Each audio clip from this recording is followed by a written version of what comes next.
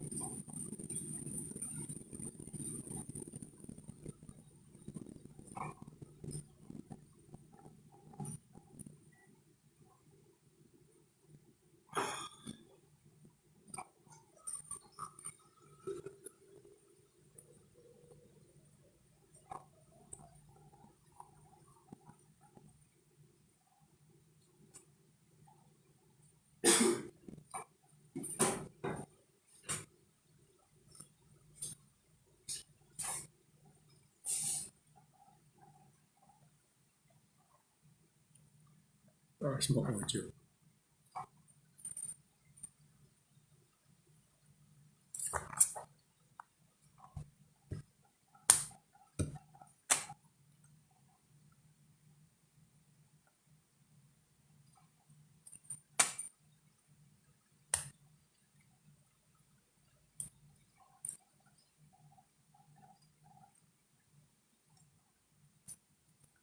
Araw ng Martes, ika-11 sa buwan ng Enero taong 2022.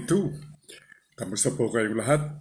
At, well, whether we like it or not, tumataas, patuloy ang pagtaas nitong kaso ng COVID-19. As a result nitong hawa-hawaan brought about nitong Omicron variant. Mukhang walang matindi rito, walang matikas dito.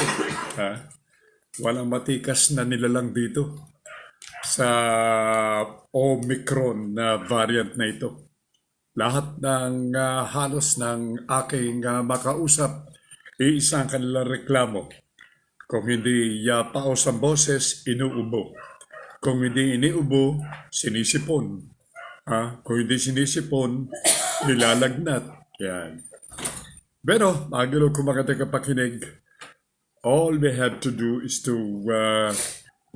comply dito po sa ipinag-uutos ng ating mga health authorities. Even them are not actually protected. They're not even sure na sila itatagal na 1 oras, 2 oras na normal ang kanilang kalagayan. Marami na sa mga health workers in many hospitals ay meron ng mga simptomas ng COVID-19 o itong variant na kung tawagin ay Omicron. Anyway, ako po si Selbay sa mga gilo ko mga tagapakinig at tayo po sasamahan ni Nash at ni Semanita sa ating palatuntunan ngayong araw ng Martes, the 11th day of January 2022. So once again, welcome to your show. We will be all together till 11 o'clock ngayong umagang ito.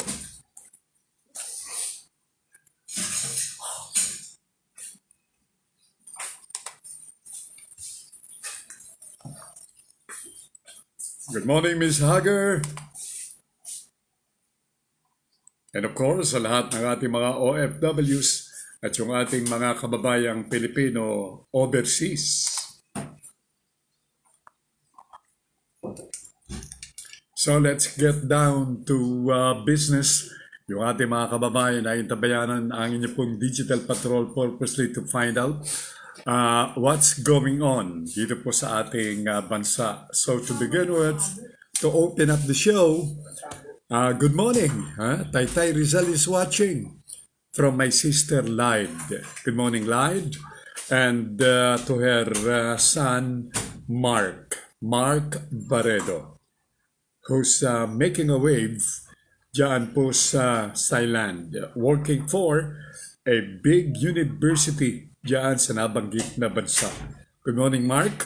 And likewise, good morning sa kanyang kasama, walang iba kundi si Tammy Juanillo.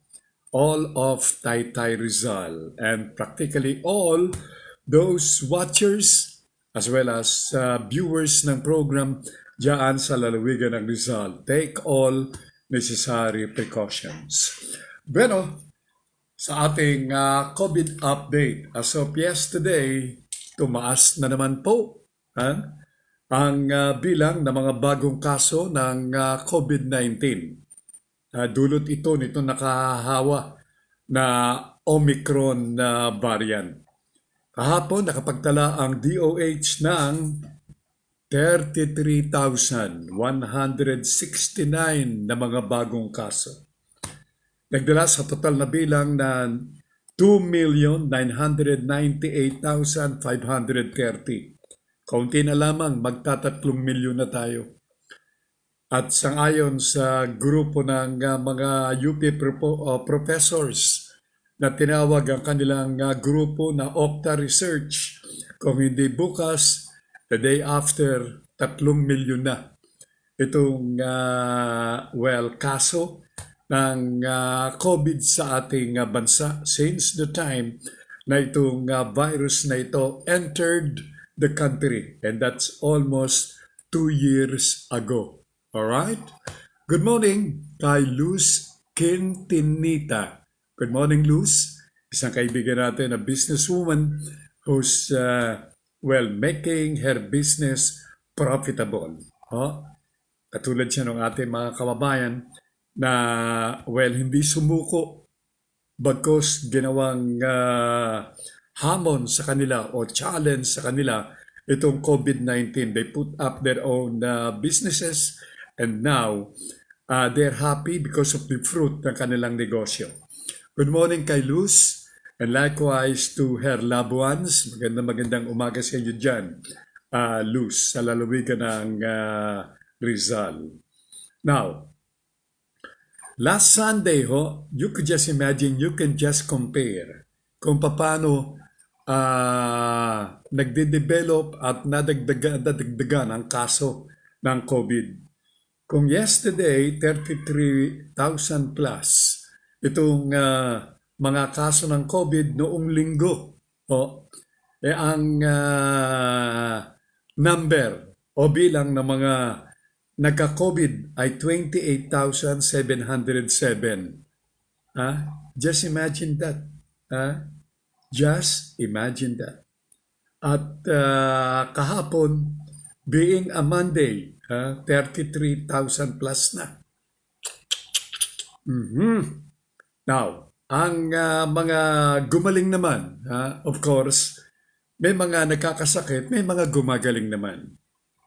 We have 3,725 na kaso ng mga nagsipagaling, bringing to a total of 2,788,711. Itong mga nagsigaling na nating mga kababayan. Ang mga aktibo pang kaso ay 157,526 cases, yung hindi pa mga gumagaling. At kung merong mga gumaling at hindi pa gumagaling, meron namang mga namatay. At kahapon, 145 ang iniulat na namatay sa buong bansang Pilipinas. Kaya ang total na bilang ng mga namatay na dahilan dito sa COVID-19 ay 52,293. Yan po ang ating latest COVID update.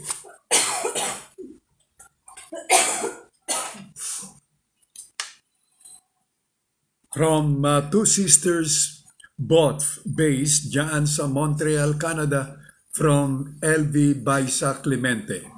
Ang sabi ni LV, hi Manong, and all watching your program, stay safe everyone. Well, panalangin mula po sa isang nurse nating kapatid. She's a retired nurse na ngayon. But we have another active in the profession, si Norma Baisaswell. Good morning, Manong, ang bati ni Norma. Good morning to Gods, ang husband ni LB and the family. And likewise to Norma, we would want to greet Ken happy good morning from the Philippines. All right? And to your children.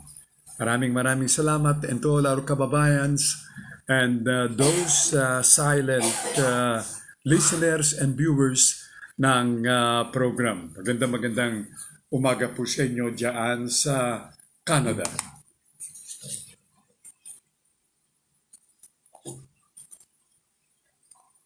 Now, yung binanggit days ago ni Mayor o Pangulong Digong na kanyang ipahuhuli, itong mga hindi mga bakunado na maggagala-gala, magwa-wonder sa kanilang community. Hindi raw po ganun naman ang gagawin ng pamahalaan. Yan naman ang paglilinaw ni Secretary Ed Año ng DILG. Papakiusapan daw sila, ang sabi ho ni Secretary Ed ng DILG, na umuwi at mag-stay na lang sa kanilang bahay. Ngayon, kung medyo reasonable yung kanilang paglabas, halimbawa bibili ng gamot o pupunta sa doktor, pwede yan. Okay yan. Well, that's indeed a very legitimate na dahilan na ikaw ay nasa labas purposely upang bumili ng mga essential goods at mga bagay na may kinalaman sa iyong kalusugan. Okay yan. Alam niyo naman, ang ating Pangulo sometimes nag-exaggerate sa kanyang sinasabi na ipakukulong. He wants to drive a point. Kaya naman ganun ang siguro ang tunog ng ating Pangulo. Well, in short, kung hindi kailangan na ikaw ay nasa labas, huwag ka na lumabas. Stay within the safety of your room, of your home. Diyan ka na lang sa loob ng inyong bahay. At makaiiwas ka pa. Lalo na kung hindi ka bakunado. Palagay ko, ang dapat pansinin ng ating Pangulong Digong ay itong mga elected officials, sapagkat kung marami sa ating mga kababayan ang nasa labas ng kanilang mga tahanan purposely for an errand, maraming mga elected officials ang hindi nakikita ng kanilang mga konstituento. Nakikita na lang sa mga television news o television newscast. Dapat ito panawagan din o tawagan ng pansin ng ating Pangulo. Dapat magpakita naman kayo sa Marisepo. Ang nakikita mo ngayon, madalas na iyong napapanood, naririnig ang boses, yung mga aspirante sa iba't ibang mga posisyon. Pero yung mga nahalal nating mga senador, nahalal nating mga konsihal, hindi mo makita Tatakot ba? Dahil ang totoong nakakahawa. Itong variant na duludula nitong Omicron.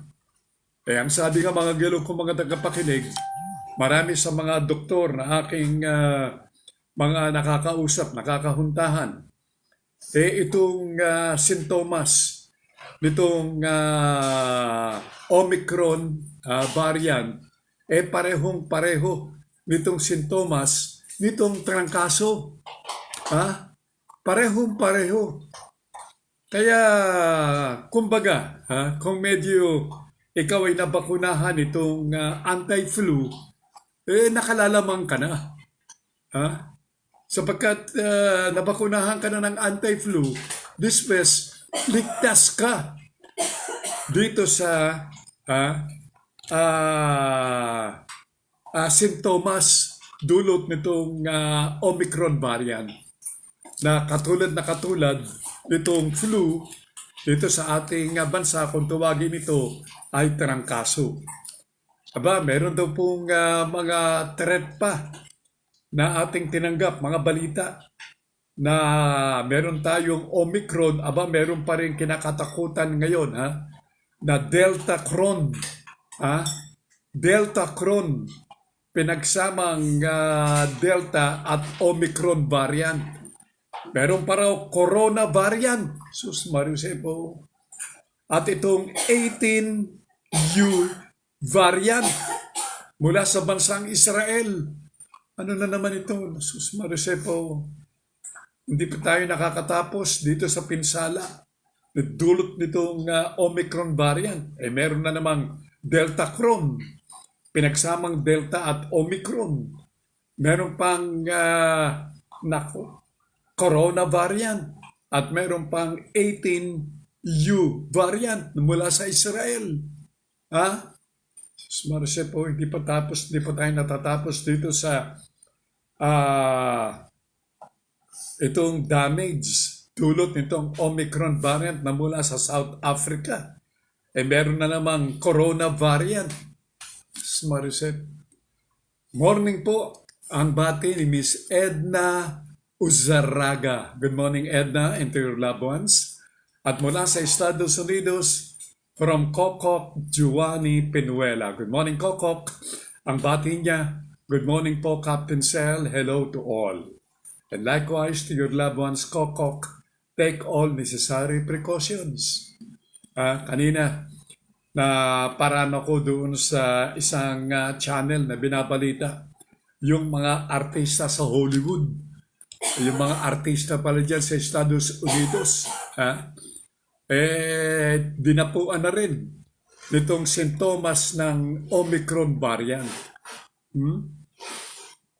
Anyway, itong Omicron variant, whoever you are, kahit ba sikat ka dito sa Pilipinas, mga senador, mga government officials, yung mga cabinet members ni Digong, abay, niya meron pong sintomas positibo sa COVID-19.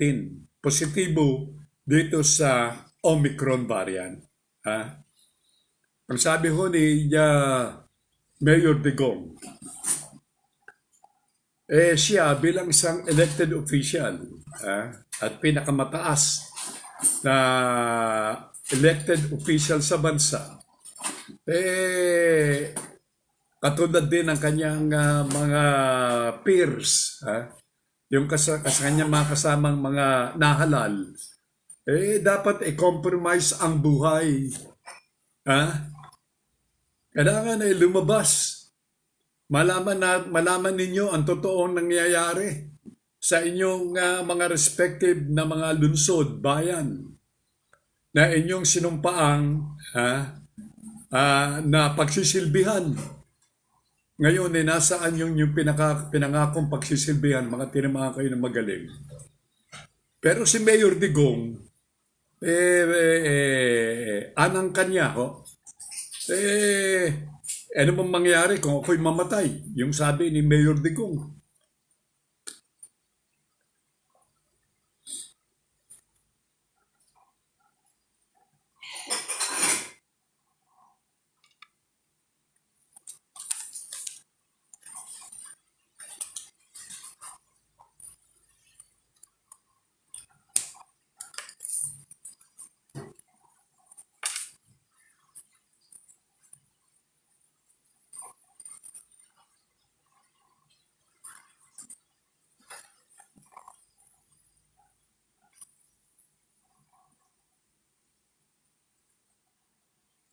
Ayan. Coming from the Philippines.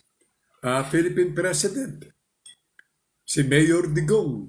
O kayong mga opisyalis ng ating pamahalaan na since time immemorial, lalo na dumating itong Omicron variant, hindi mo na makita. Sus Mariusepo. Hoy, kayong mga tinamaan kayo magaling na mga sus Mariusep. Wala akong sound. Ano kaya nangyari? Wala daw akong sound. Ang sabi ng Canada. Sapat kaya wala akong sound? Ano kaya nangyari? technical man, nasa labas. Wala raw akong sound. Ha? Was it the tape interview, Uma? Was it the voice of Digong, ni Mayor o President Duterte, or me? Whom are you referring to dito sa yung binanggit na no sound? Will it, yung bang, sabi niya, did I miss the President talking? Yes, oo. Mukhang hindi narinig yung boses ni President Duterte ng mga taga Montreal. Aba, mahalaga na kanilang marinig din yan para whenever they talk with their co-Filipinos there. Ayun, binanggit niya na rito. May sound ka but not the tape. And it was confirmed by Coco Pinuela from New Jersey. I could hear you well, Captain. Well, subukan natin. Si Mayor Digong. Idaan natin sa himpapawid muli ang kanyang tape voice para magsilbi na rin, panawagan doon sa mga nahalal natin mga opisyales. Ang sabi ni Melito Rodelio Militante, ang ating Spanish talking, Castilaloy, itong si Melito ng Calamba, Laguna. Ang sabi niya, Feliz Mañana de Martes, 11 de enero, Señor Cel, y a todos los televidentes de su programa Digital Patrol.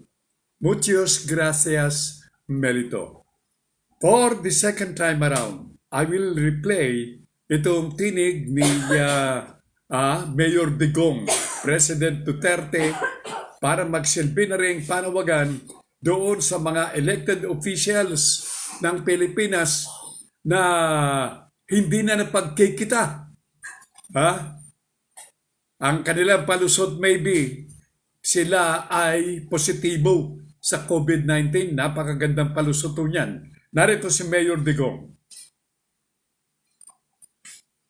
Sandali po. Hindi ito. Hindi ito.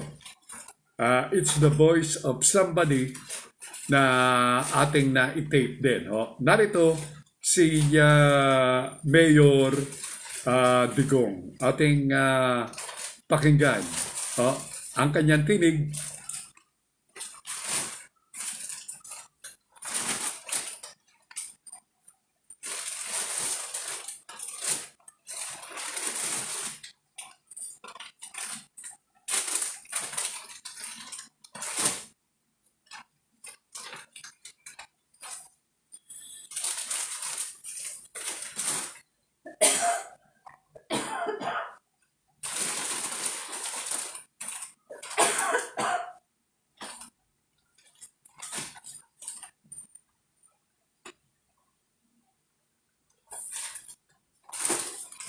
Okay, I wonder if no sound yung boses. Hindi po marinig, hindi narinig yung boses ni Mayor Digong. Alin kaya dito? Alin kaya dito? But I'm trying to make some adjustment. Baka ako nandito yung key dito sa, mga voice clip ng ating mga opisyales ng ating gobyerno.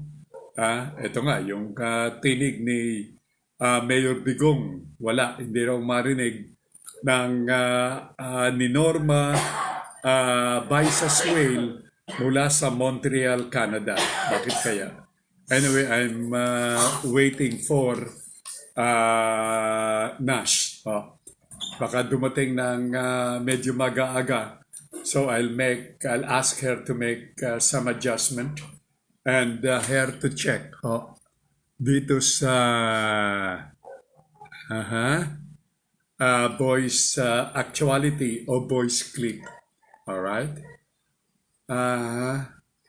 Your cassette is not plugged in properly sa V8 mo, ang sabi ni Orma, ni Noma, ho? Alin kaya dito? I'll better check. I'll better check it out. Okay? Hindi, Okay? Naka-plug naman properly. Ha? Naka-plug siya properly. Pero what happened? Ha? What happened? But anyway, mga gilog kung mga tagapakinig, don't you worry at in a little while, I hope Nash will arrive in a matter of minutes. So ating may parinig sa inyo. For the third time around, ang panawagan ni Mayor Digong sa ating mga katulad niyang mga elected officials. Ang sabi ni Norma, maybe put up volume sa cassette. Okay? Okay, let's try. Ayun, nilagyan ko ng volume. But I will try itong second voice actuality. Itong tinig ni Professor Guido David ng Octa Research. Sa ibang mga bansa, sa ayon sa kanya, mandatory itong paggamit ng test kit. Mukhang ito rin, itong iniisip na action. Iniisip na magiging directive ng ating Department of Health itong paggamit ng test kit. Although whether we like it or not, ito po'y additional na gastos para sa ating mga kababayan. Not unless the government will provide free test kits, and that's another story. Well, ang sabi ni Professor David ng Octa Research, sa ibang bansa, mandatory at maaaring pinamimigay ang test kit. Pero, wala daw mga gandang resulta naman na binibigay itong test kit. Okay, if Oma is listening, Oma, I want you to react. Please tell me kung meron kang naririnig. May narinig ka na tinig coming from my unit, itong tape recorder ko. Alright? Narito ang naging pahayag ni Professor Guido David.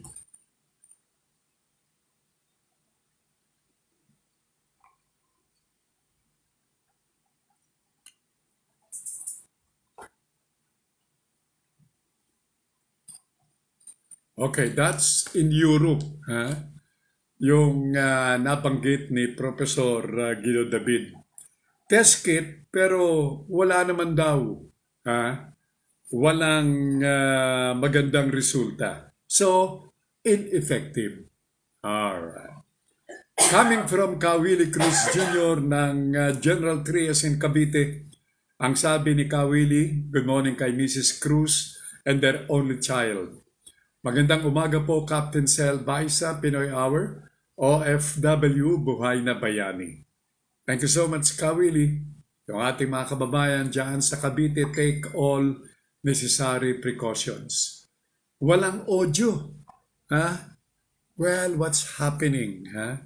Kung kailan wala yung aking technical man, saka nagkandaloko-loko itong programa. Walang audio sa ngayon kay Kawili Cruz. Alin kaya walang audio? Yung tinig ni Professor David? Okay na, ang sabi ni Kawili. So he's referring to me. Pero similar reaction from Norma, no sound yung cassette. So, ano kaya nangyari dito? Wala eh. Yung technical man do some errand. Kaya whether I like it or not, by force, I'll be waiting for the guys to arrive. Okay? Now,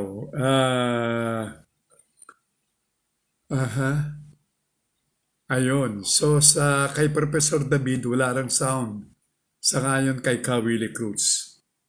What happened? What's happening? Ang volume naman ng aking tape recorder ay nasa kanyang maximum. Imposible na dito manggagaling yung problema. However, mga giliw kong mga tagapakinig, while waiting for, sabi rito, maybe your voice recorder is on mute. Ano nga kaya? But the thing is, hindi ko alam itong paggamit nitong V8 na ito. Only one person in the house knows. But that person is not around. Yung nga lang ang problema.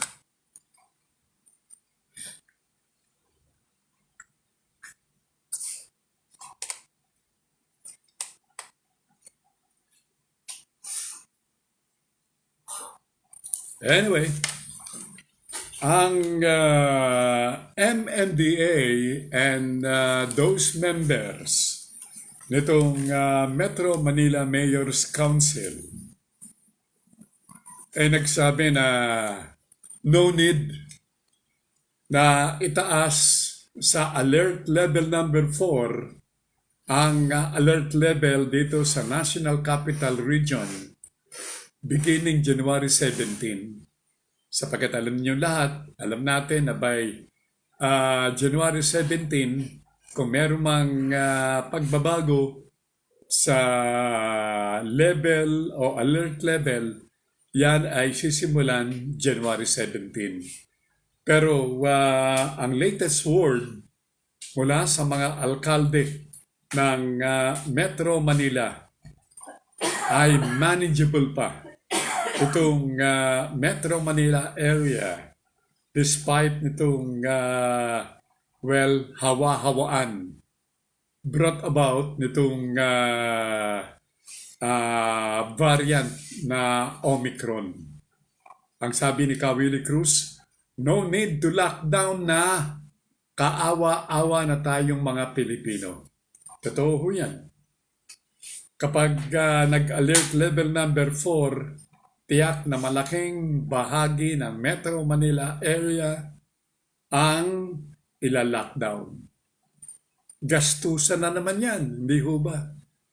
Sapagkat once na ilagay sa pinakamataas na alert level number 4, obligado ang LGU na mag-supply ng pagkain doon sa kanilang mga apektadong konstituwento. Yan ay kung magbibigay nga o naibibigay yung dapat na maibigay. Sapagkat yan na naman ang problema.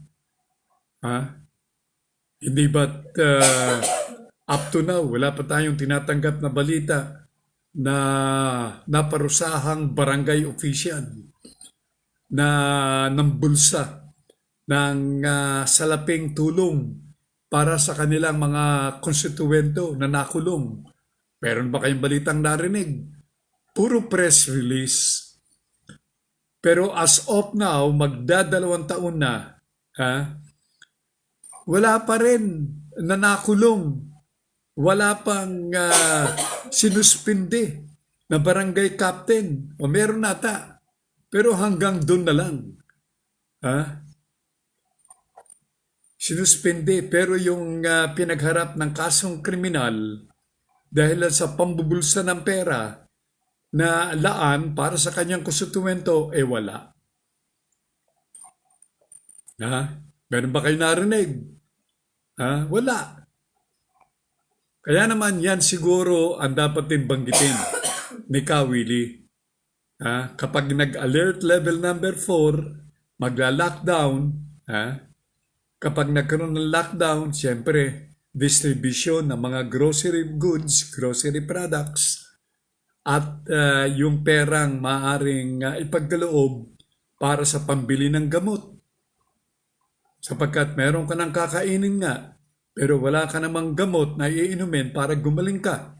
doon sa simptomas nitong Omicron variant, eh wala. It will be a useless proposition likewise.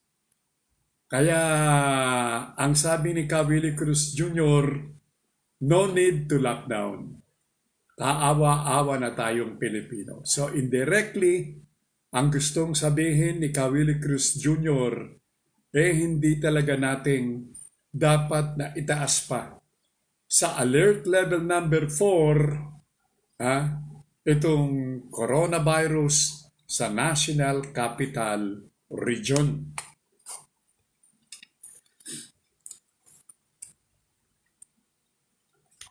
Okay, let me try. Ito namang tinig ni Marikina Mayor Marcy Teodoro.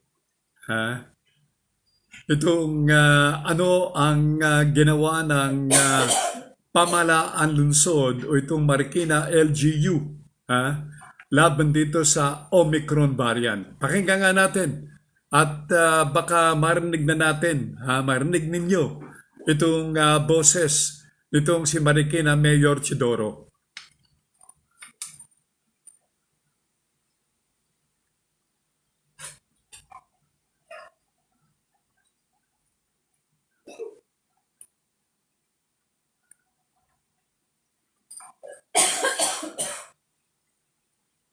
Okay, o yan. I wonder kung narinig na yan ng ating mga listeners and viewers mula sa dyan sa Canada. How was it, Norms? Yung aking sista na si Uma. Okay? Ang sabi ni Carmen Sevilla from Montreal, Canada, be safe always and family. Okay, thank you. Wala, maming, si Manita na, inuubo na rin. Okay, I didn't hear anything. Talaga po useless. Wala. So, marami pa naman akong mga nakausap at na i-tape ko ang boses. But anyway, ang sabi ni Willie Cruz Jr., thank you so much, sa iyong mensahe. Sabi ni Willie Cruz Jr., mabigat po mental disorder, gutom, madami na nawala ng trabaho, gamot tinatago pa ata, negosyante talaga. Yan ang binanggit ni Willie Cruz Jr. Mukhang dumating na yung aking technical man. Okay? Pakiayos mo nga ito, Nash. Walang narinig dito sa mga voice clips. Yung mga voice actualities. Na aking idinaan sa Himpapawid. Ito ang naipahayag ng mga taga Montreal, si Uma, plus itong taga New Jersey, si Kokok. Ayun naman pala eh. Pero meron naririnig. Ayun. Naririnig ko. Ayun. Ako naririnig, pero yung voice clip, hindi. Yun. Nagkamali. Nagmamadali. Wakin technical man. Okay? Alright.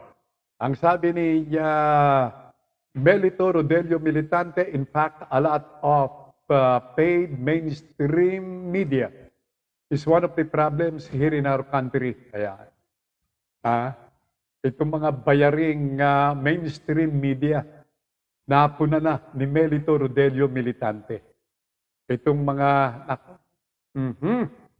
sabi ni Willie Cruz Jr., mabisa po, kalamansi at candy na snow bear. Tunawin po, magaling sa ubo. Thank you so much, Willie. Let me try that. Pero ako naubos ko yung isang basong salabat kanina. When I woke up, mainit na salabat ang aking ininom. From the bed. Right from the bed, uminom na po ako ng salabat. At ito, awa ng Diyos, wala naman akong mga pag-ubo in between. At nawala yung pangangati ng aking lalamun. Now, para po sa ating mga kababayan, let's get back doon sa naging statement ni Digong.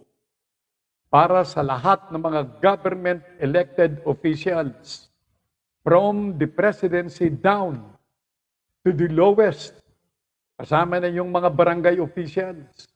Kayong mga elected officials, dapat lumabas kayo ng inyong mga tahanan.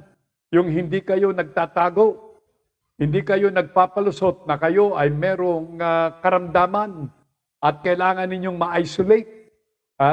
Lumabas kayo, magpakita kayo. Pakita ninyo yung inyong concern sa inyong mga konstituento. We do not want to, hindi naman violate. We do not want to do it. One is really for our safety, public yung health natin. And second is somebody has to communicate to the people what government is doing. Now, mag-compromise tayo, that's part of the game. Yan ang trabaho namin. Ngayon, kung mag-COVID kami, then so be it. Kasali sa trabaho yan eh. Now, kung mamatay ako, then so be it. Yun. So, kung sakaling magkasakit, itong si Mayor Digong, ayon sa kanyang statement, so be it. Kung sakaling siya'y mamatay, then so be it likewise.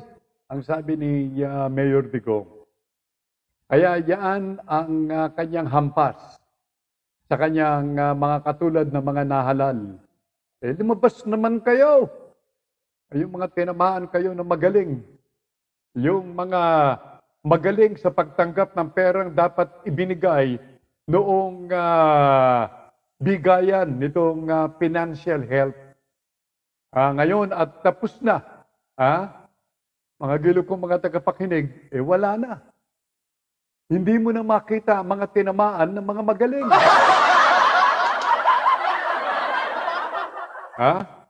Nagalit na ata ang poong may kapal. Kaya yung pera na inyong itinago, nilalabas nyo rin. Ibinibili ng gamot. Yung mga tinamaan kayo ng magaling. Palibasa, pinakaialaman ninyo yung pera na hindi naman dapat ninyong itago para sa inyong mga konstituento yan, hindi nyo naman naibigay. Ngayon, napuna ni Presidente yan, napuna ni Mayor Digong. Kayong mga government elected officials, magpakita naman kayo. Pakita nyo yung inyong tunay na pagkatao sa mga panahong ito. Nako.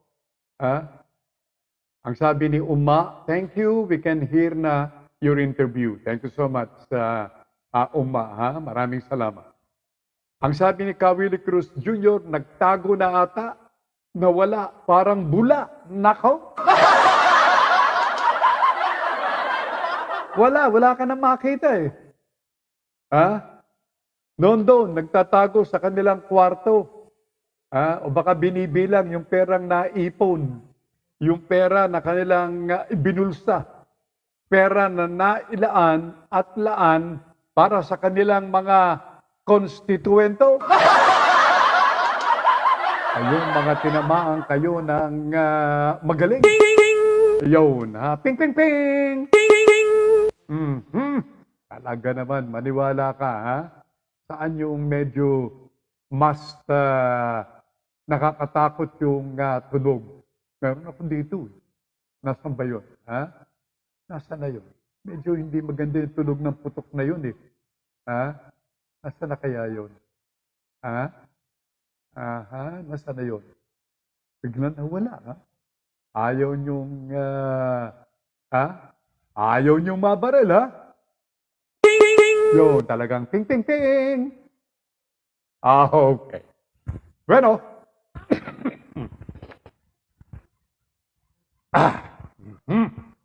Wala talagang magaling.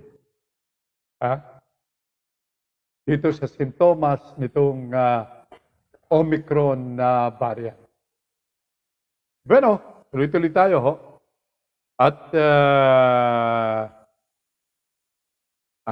ano pa ba? Yung aking iparinig sa inyo na tinig ng ating mga government officials. Well, we have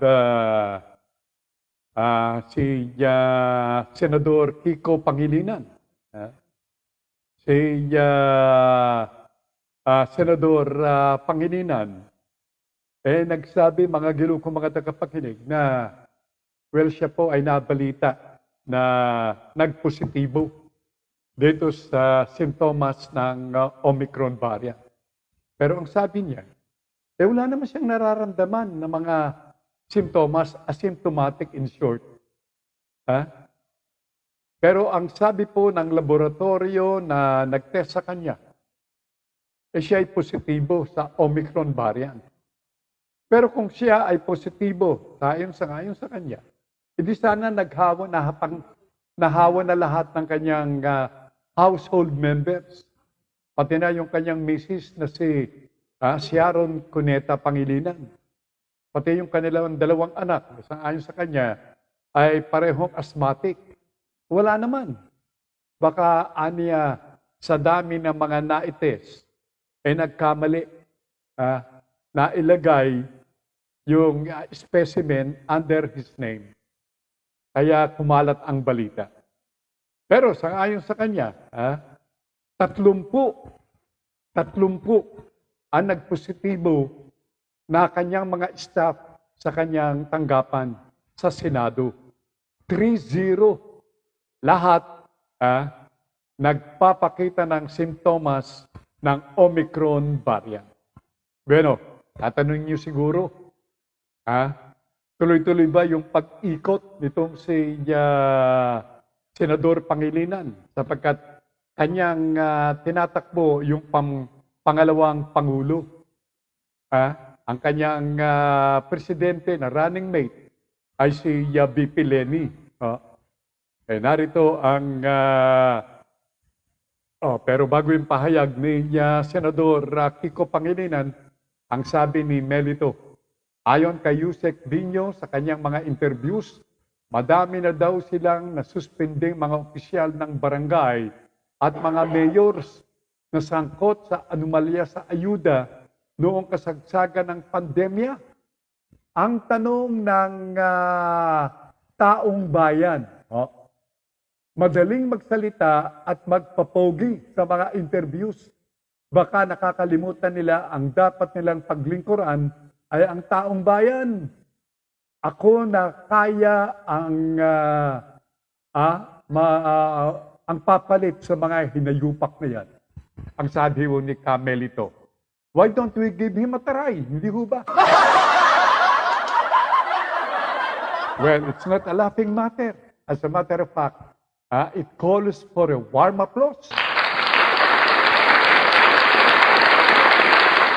So tuloy-tuloy itong pangangampanya ni bilang pangalawang Pangulo ni Kiko Pangilinan. Sabi niya, tuloy itong mga digital meeting na kanyang ginagawa. Hapon, nasa swab cab niya, no? So umiikot.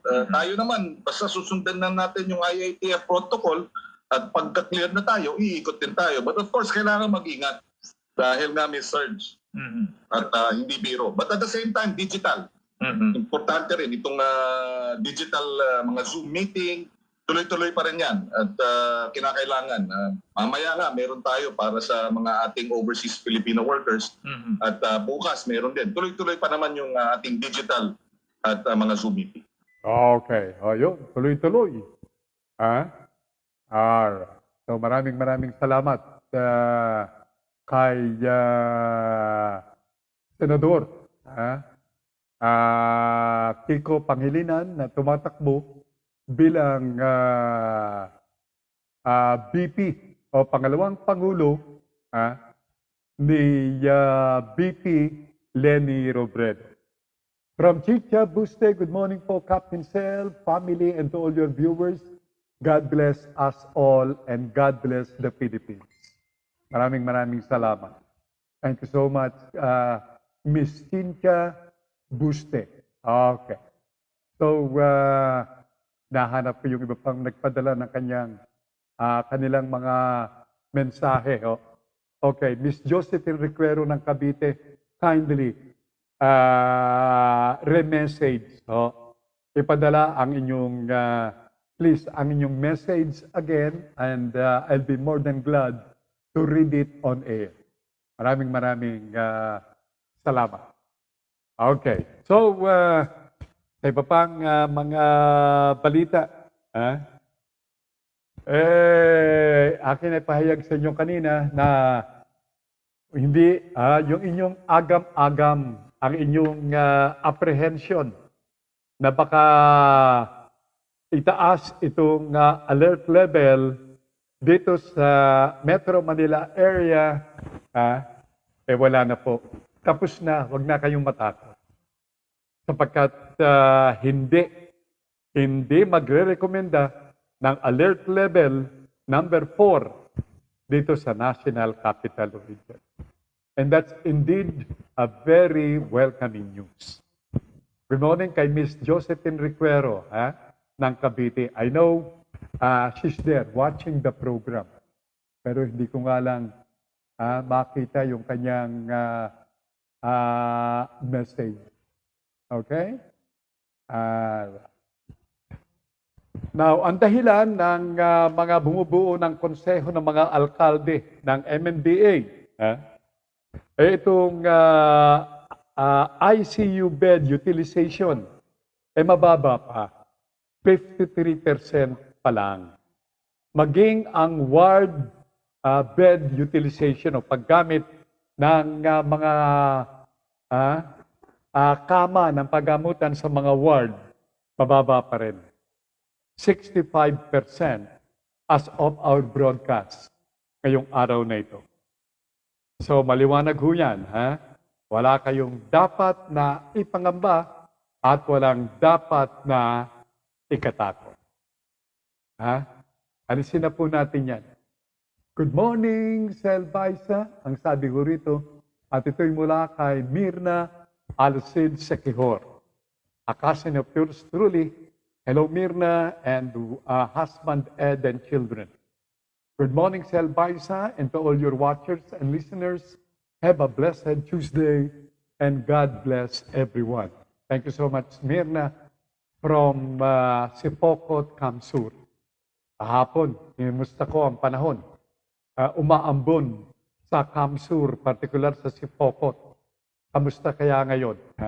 Were you able to feel a good weather condition diyan sa Camarines Sur ngayong umagang ito, Mirna? I hope you are. Pero, tuloy-tuloy ho tayo. It's a sunny day. Ayan, katatapos lamang ng aking katanungan, sagot na kagad si Mirna. Maaraw po ngayon diyan sa Camarines Sur o sa Kamsur, sa Bicol Region. Okay. Ngayong araw na ito, nagtaas na naman ng presyo o halaga ng langis.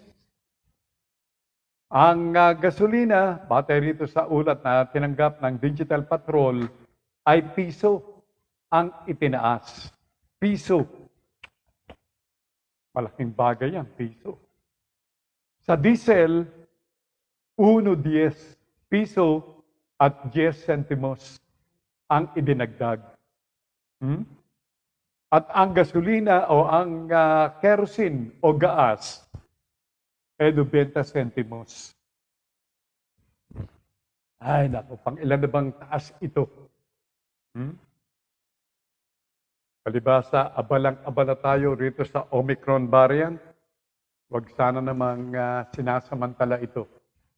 Itong mga oil companies. Itong pagtaas, weekly na ito eh. Lingguhan na. Pagtaas sa presyo ng langis. Ay, nako. Samantala, Iba pang mga balita. Pinalaya na mula sa pagkakakulong diyan sa jail ng Senado o kulungan ng Senado. Itong si Twinkle Dargani. Isa sa mga, person of interest o persons of interest dito sa kaso na dinidinig ng Blue Ribbon Committee. Yung maanumalyang pagbili ng mga personal equipment noong nagsimula pa lamang itong COVID-19 sa ating bansa. That was 2 years ago. Kumita ng hindi lamang milyon, kundi bilyon itong pharmaceutical na ito. Yung dalawa pang kasamang persons of interest, kasulukuyan pa rin nakakulong sa Pasay City Jail. Question now is, will they be allowed to go out of jail? Yan. Nako. Ang sabi ni Melito Rodelio Militante, sana kung sino man ang mananalo sa darating na eleksyon, pag-upo niya palitan ng bago ang lahat ng mga namumuno sa lahat ng sangay ng ating gobyerno, kasabay ng pag-amyenda ng ating saligang batas.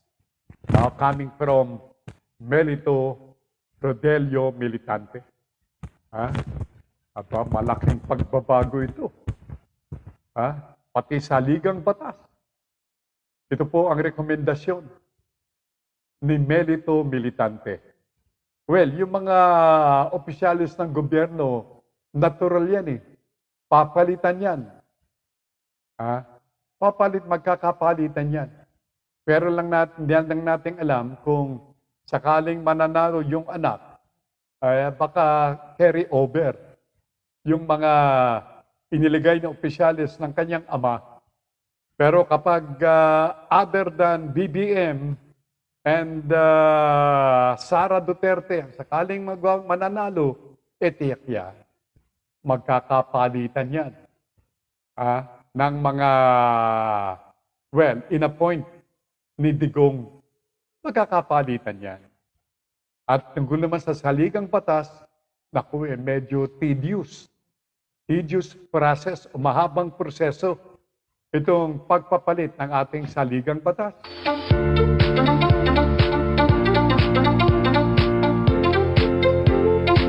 Sabi ni Melito, pati barangay Tanod, palitan na. Pati sila, mga corrupt na rin. Hindi ho ba? Nung pagkakaloob itong financial aid, wala nakita yung mga tunay na kulay na mga tinamaan, yung mga tinamaan na magaling o yung mga lintik. Sana mabanggit ni Martin Binyo ng DILG yung mga pangalan ng mga sinuspindi ng mga government o mga barangay officials na yan. Malaman natin, hindi yung puro sinuspindi, mga barangay officials, wala na sa kanilang pwesto, mga pangalan, wala. Okay. So, sa iba pang mga balita, nako, gumagawa pa rin ng malalimang investigasyon ang mga opisyalis ng ating PNP at ng DJMP, yung Jail and Management Bureau, hinggil dito sa riot na nangyari diyan sa Caloocan City Jail. 6 ang mga namatay. Saksakan, paluan, yung iba halos hindi na rin makilala ang mukha dahil nandito sa dami ng palo na tinanggap. Patay, 6 na mga preso. Ha? At 30 ang mga isinugod sa paggamutan dahilan sa mga pinsala na kanilang natamo. Ito'y nang magharap itong dalawang magkatunggaling grupo. Dalawang gang diyan sa Caloocan City Jail, itong Komando at Sputnik Gang. Nagsimula raw ito sa paglalaro ng Cara Cruz. Siguro nagkapikunan, naglabasan na ang tapang, patayan na sila. Pero as a result of this, sinibak na itong ang jail warden ng Caloocan City Jail na si Jail Superintendent Neil Subiti. Wala na si Subiti. Pinalitan na ni Jail Superintendent Lloyd Gonzaga. Pero may tension pa rin na ngayon po ay nagaganap diyan sa compound ng Caloocan City Jail. Dalawang matitindi, magkaaway na gang ito Sputnik at Komando Gang. Yan. Nako.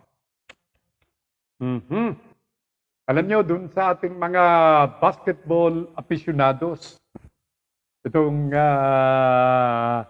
Philippine Basketball Association, meron pong magandang pahayag itong si Komisyonado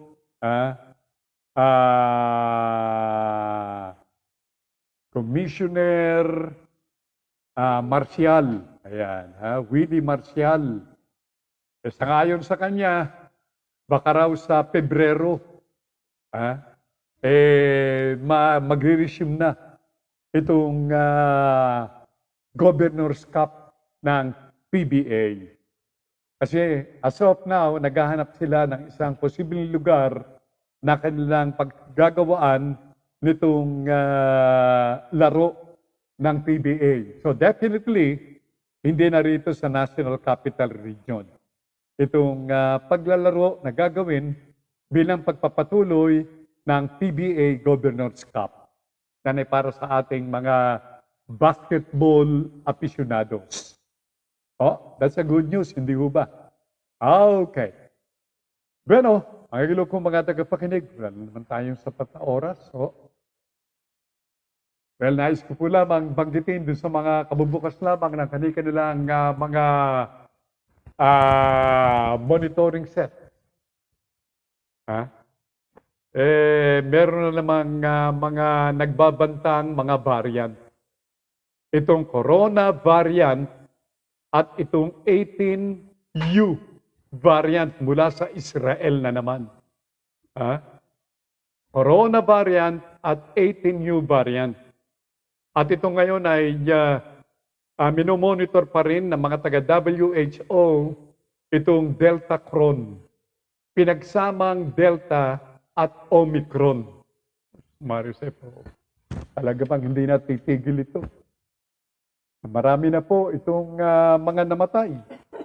Kahapon lamang namatay na mga Pilipino.